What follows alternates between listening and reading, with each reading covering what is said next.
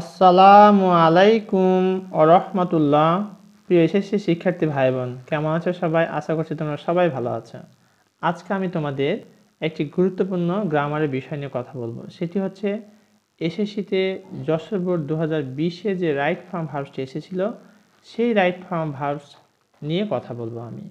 আর এই ক্লাসটি কাদের জন্য গুরুত্বপূর্ণ? তোমরা যারা এসএসসি পরীক্ষার্থী তাদের জন্য তো অবশ্যই গুরুত্বপূর্ণ, পাশাপাশি দাখিল, আলিম এবং এইচএসসি শিক্ষার্থী এবং পরীক্ষার্থী ভাই বোনদের জন্যও এটি মোস্ট ইম্পর্ট্যান্ট একটি টপিক। কারণ এই টপিকটি দাখিল, আলিম এবং এইচএসসি সেখানেও রয়েছে এবং ঠিক একই প্যাটার্নেই এই প্রশ্নটি হয়ে থাকে এইচএসসিতেও। সেখানেও তোমার 10টি গ্যাপ থাকে, মাস থাকে 5, এখানেও গ্যাপ থাকে 10টি, মাস থাকে 5। আর এই প্রশ্ন আইটেমটি এসএসসিতে থাকে 4 নম্বর কোশ্চেন আইটেমে। আর পরীক্ষা শুধু তোমরা উত্তরটুকু লিখবে। এবার আমি তোমাদের বলার চেষ্টা করব যে কোন রুলসগুলো অ্যাপ্লাই করে তুমি এই জায়গাতে ভালো করতে পারবে। আর যে রুলসগুলি তোমার এখানে গুরুত্বপূর্ণ ভূমিকা রেখেছে সেই রুলস আমি বলে দেওয়ার চেষ্টা করব। তোমরা ক্লাসটি মনোযোগ সহকারে দেখো, ইনশাআল্লাহ তোমরা বেশ কিছু রুলস এইখান থেকে শিখে নিতে পারবে। চলো আমরা শুরু করি। Complete the following text with the right form of verbs. সঠিক ভার্বের ফর্ম দিয়ে বাক্যগুলো আমাদের পূরণ করতে বলা হয়েছে। পুরো প্যাসেজ লেখার কোনো প্রয়োজন নেই পরীক্ষাতে, just you will write down answer. তো চলো আমরা প্রথমে বক্সের ওয়ার্ডগুলোর অর্থ দেখে নিই। টেক হচ্ছে গ্রহণ করা, ইট খাওয়া, ডিজার্ভ ধারণ করা বা গ্রহণ করা, বি হওয়া, থ্রাইভ শিহরিত করা, কজ কারণ, রান দৌড়ানো, নো জানা, ফল পতিত হওয়া, ডু হচ্ছে করা। এবার আমরা এই বক্স থেকে শব্দগুলো নিয়ে এই প্যাসেজটি পূর্ণ করব। তোমাদের সুবিধার্থে আমি যেটি পূর্ণ করে সেটাকে কালার করে দেব, আর তোমরা শুধু পরীক্ষার উত্তরটুকু লিখবে। এভরিবডি থার্ড পারসন সিঙ্গুলার নাম, এর কারণ হবে নোজ। এভরিবডি নোজ, এখানে হবে এভরিবডি নোজ। তাহলে ছিল নো, হয়ে গেল কি নোজ, কি যুক্ত করলাম? এস যুক্ত করলাম। কেন? সাবজেক্ট হচ্ছে third person singular number. Everybody knows, প্রত্যেকে জানে, দ্যাট যে food adulteration is a crime. বিভাগ বলতে এখানে আমরা নর্মালি অ্যামিজার অজয়কে বুঝে থাকি, এখানে হবে is.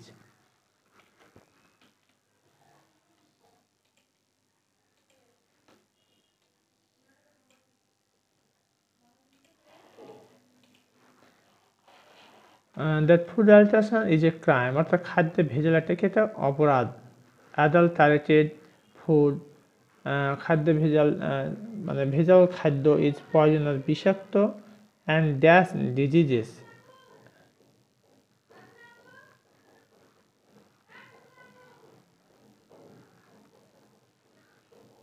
Adulterated food is poisonous, অর্থাৎ খাদ্যে ভেজালটা একটা বিষাক্ত, অ্যান্ড ড্যাশ ডিজিজেস।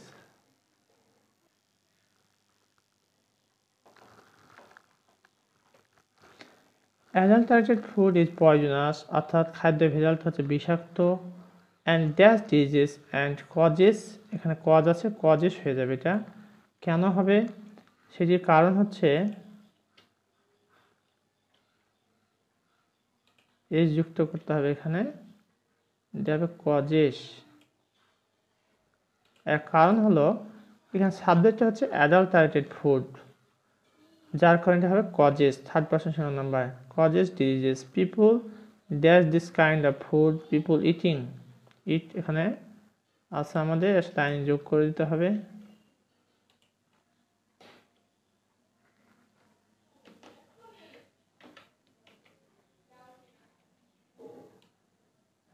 আমি একটু কালার করে দিচ্ছি তোমাদের বোঝার সুবিধার্থে।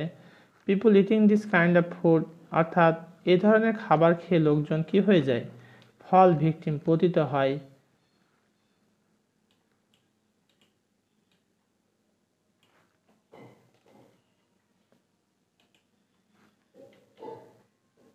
ফল ভিকটিম,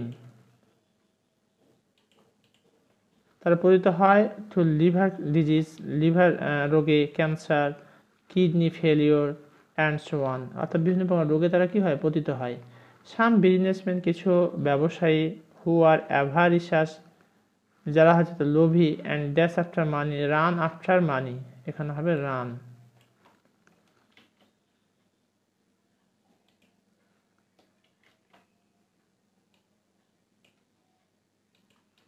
রান আফটার মানে টাকার পিছে দৌড়ায়, only dash heinous work, only do, এখানে হবে do.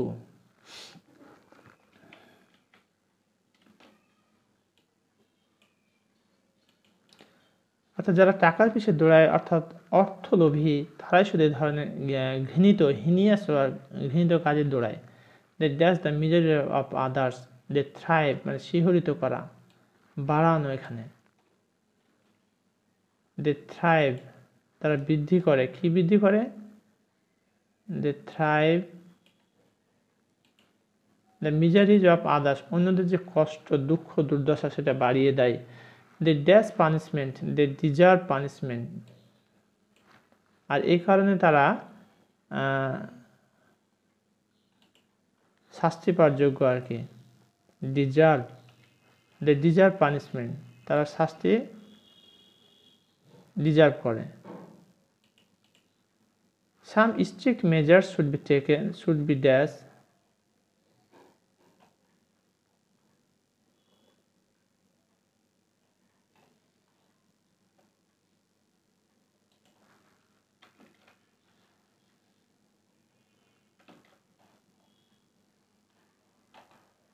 Some strict measures should be taken, এখানে টেক আছে, এখানে হবে টেকেন।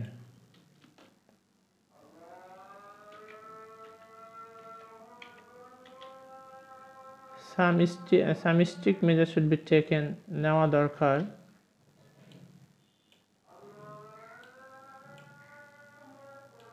তো স্টপ দিস অ্যাবোমিনেবল টাস্ক, এই জঘন্য কাজকে থামানোর জন্য। অফ দ্য গ্রিডি বিজনেসম্যান, লোভী ব্যবসায়ীদের এই জঘন্য কাজকে থামানোর জন্য কঠোর পদক্ষেপ নেওয়া দরকার। প্রিয় এসএসসি শিক্ষার্থী ভাই বোন, তোমাদের সুবিধার্থে নিচে উত্তরটুকু দেওয়া আছে, এখানে তোমরা এই উত্তর মিলিয়ে নিতে পারো। আর আজকের মতো এখানেই শেষ করছি। ভালো থাকো, সুস্থ থাকো। আশা করছি পরবর্তী ভিডিওতে হয়তো আবারও কখনো দেখা হবে। সবাই ভালো থাকো।